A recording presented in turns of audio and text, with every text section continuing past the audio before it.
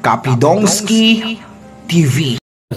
Andan din po si Kapidongski. Taga ano si Kapidongski, taga Padada yan eh. Nabudunsor, Kapidongski. Kapedongski, shout out. Wow na wow, Lolo Miguel at Lola pagawaan ng bahay ng sponsor. Erica iniwan na raw ng mayamang sponsor, gaano kaya ito katotoo? Mapagpalang araw po mga idol, please like this video at paunawa tapusin muna ang buong video na ito at unawain ang nilalaman ng video at bago magkomento. Happy Easter Sunday po sa lahat, daghang salamat po sa inyong tanan sa pagsubaybay sa aking munting channel, ang Bisayang Taga Davao Kapidongski TV. Shout out po sa lahat, lalo na kay Kuya Barbero TV at Mommy Lydia Nabida. Grabe mayamang sponsor dati ni Erica noon, ngayon sina Lolo at Lola na ang tinulungan. Bakit kaya lumipat ang sponsor na ito kay Lolo at Lola, ano kaya ang dahilan?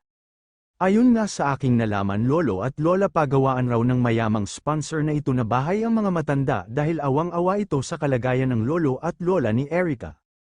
At lalo na ngayon na hindi na makakita si Lola, mas lalo ngang naawa ang mayamang sponsor na ito. At ayon nga sa aking source, pagawaan raw ng bahay ng mayamang sponsor si Lolo at Lola. We will wait mga idol kung totoong bang pagawaan ng bahay si Lolo. Deserve naman na tulungan si Lola at Lolo dahil sila ay mga matatanda na. Napag-isip lang ako sa ibang mga sponsors, bakit ang mga tinulungan nila ay mga malalakas pa ang mga katawan at mga bata pa.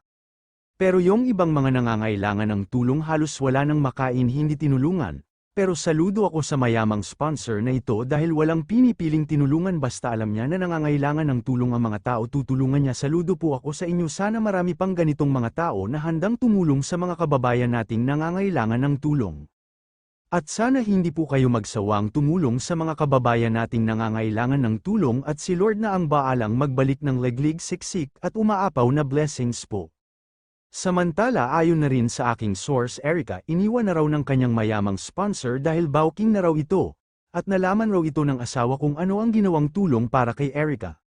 Daho ang sponsor na ito, pero alam ko kung matalino kayo at nakasubaybay sa mga vlog ng Team Kalingap, siguradong alam nyo kung sino itong mayamang sponsor na ito. Pero ayon nga sa kasabihan ni Lolo, huwag tayong makialam dahil hindi tayo kamag-anak nila. At wala rin tayong magawa kung may mayamang sponsor si Erica dahil siya ang napusuan na tulungan ng mayamang sponsors na ito.